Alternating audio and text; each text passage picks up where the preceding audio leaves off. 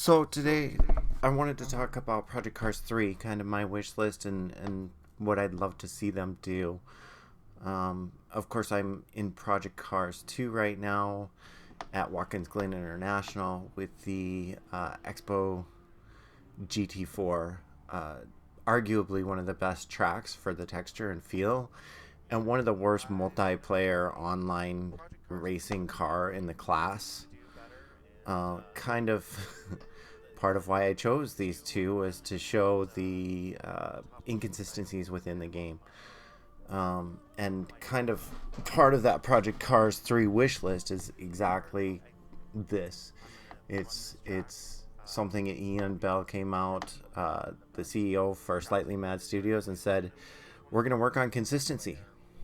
And he's 100% correct. My first wish list item really is about consistency.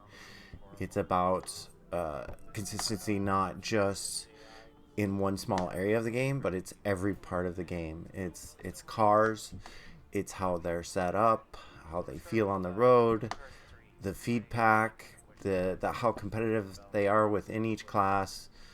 A lot of the setup stuff, it's pretty simple to fix within Project Cars 2, and I can create a whole nother video on kind of some simple fixes for that. But really, it is about consistency.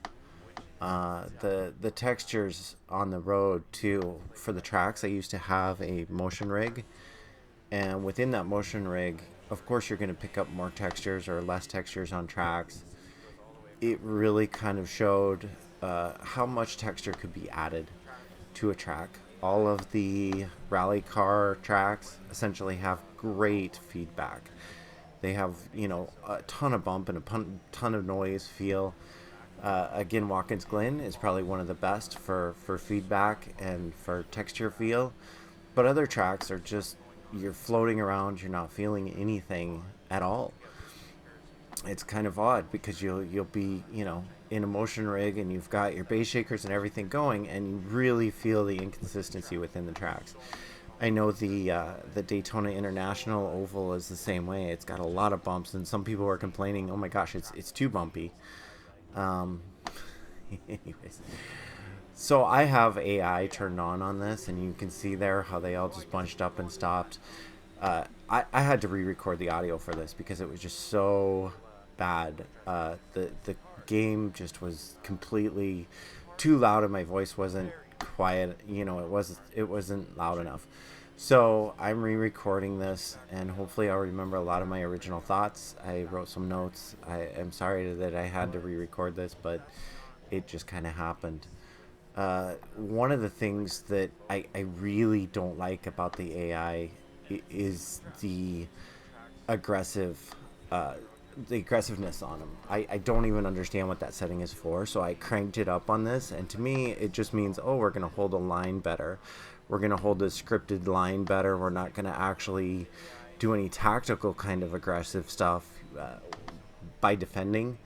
It's just, hey, we're gonna pass you wherever. And within Watkins Glen, there's this little chicane spot, and you'll see, like, later on in this video, two of the AI just decide, I'm going to pass you there, and they pretty much almost ran me off the road. And that's kind of one of the issues, with scripted AI, and that nobody seems to get right. Like, there's definitely places where they should never ever pass you. So that's kind of one of those things I'd love to see them address. I'd love to see smarter AI. The qualifying is very different than how they actually run, and even sector by sector. These cars, especially on this track, they run super hard in the front sector, but in the back sector, they're dog slow. They're totally dog slow. So, I have the AI as almost a separate section that I hope somebody addresses it a little bit better, works with it a little bit more. I know it's hard in these games, but I just don't feel like anybody gets it right. So that's a spot right here in this video, actually, where they just decide, oh, we're going to go right through in the chicane. And there's not enough space to do that. No human would ever do that in a race, or shouldn't do that in a race. Anyways, the next thing I'd love to talk about is the penalty system. And I've been watching Super GT go over Forza 7, which I absolutely hate Forza. If you want to talk about AI ramming you off the road and other people ramming you off the road. Forza is a great example of that. But they've actually stepped back and started looking at the penalty system in a whole different way. And I respect 100% where they're going with it, because they're looking at who's at fault for the accident and what was happening. And even if you go off the road, they're deciding whether you get a penalty or not get a penalty. And I think that makes a lot more sense than these rigid systems where they're just a solid line and that's it. So, like even here where I shove that other car out of the way, totally not something that you should do. I should be penalized for that. And I think that, smarter scripted or smarter penalty systems need to be there instead of this scripted, oh, you went over this line. That's not really a great penalty system. So I hope they look at that, and I hope they realize, oh, if there's a crash out there on the track and you go off the track to avoid that, you should not be penalized. And no system out there really seems to have all of that under control. But I do think that what I've seen with Super GT and the Forza 7, it looks very promising. The last thing that I really hope that they address within Project Cars 3 is the online racing segment. And I think a lot of people are really hoping something comes out there that's better than iRacing. And they're being hopeful because they want to replace it.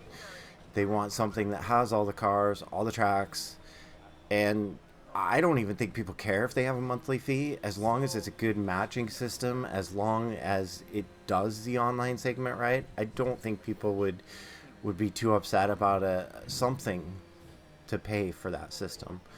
And and maybe I'm just speaking for myself, but I do a lot of iRacing now because I want that matching system. I don't even play Project Cars 2 that much anymore, other than, just shooting out a short video of here's what I think about, whatever, cars or tracks or, other than that, I'm in iRacing because I want that competitive, I want that class, license, and I want to move up in my ranking. So if they have a good esport, then I'm all there, like 100% in with Project Cars 3.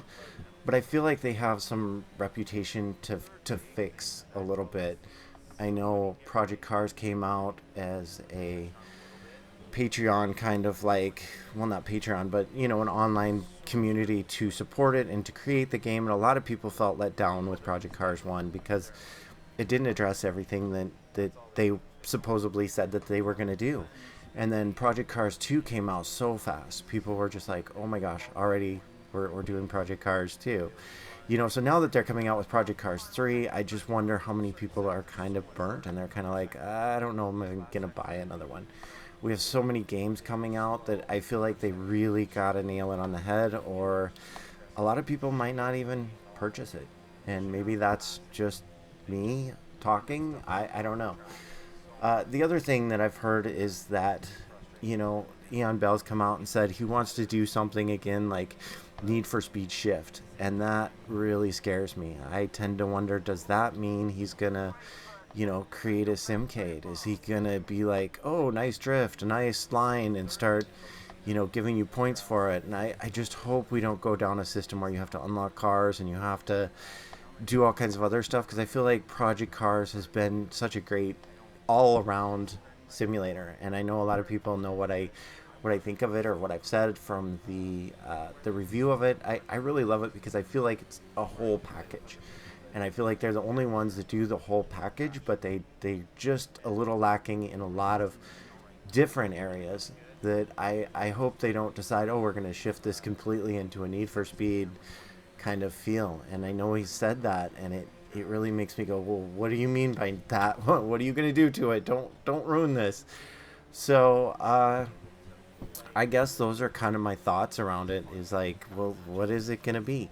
And I might even hold out on buying Project Cars 3 for a while just to see the reviews, see what other people think and what people are saying. I don't know. I've been all in iRacing lately, and I've enjoyed it, but it's definitely lacking in some areas. Like I said, I don't like the fact that you have to purchase cars and tracks separately. But I do understand that, developers need to get paid. And I understand why Project Cars and Slightly Mad Studios, they keep coming out with a new version. They've got to get paid. They got to keep their studio going. So that's why I say, maybe they need to do something different for that online system to really hone it in. and I've really liked the entire interface, the entire package of Project Cars. It's a great package, but you know, if they smoothed out a lot of those edges that I just mentioned, I think it'll be a wonderful game. I really do. Either way, I hope people subscribe. Let me know what you guys think in the comments below, and I will chat with you all again soon.